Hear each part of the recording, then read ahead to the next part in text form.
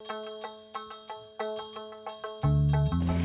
ha invitado el Avivament a hacer el programa de filosofía y música, que es el que yo realizo en Radio Clásica todas las semanas, música y pensamiento, y esto es un foro de filosofía, un festival en el que hay ponentes, y hay profesores, hay autores.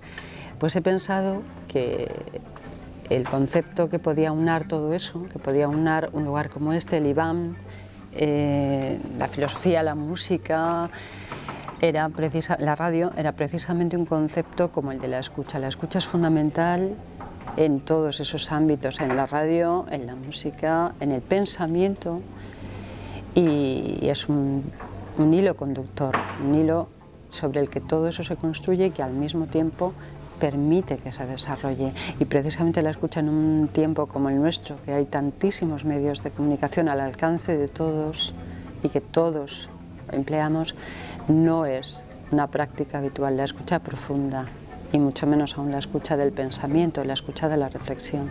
Escuchar es escucharse a uno mismo y también saber escuchar al otro, escuchar sus reflexiones, sus ideas, saber aprender de esa escucha.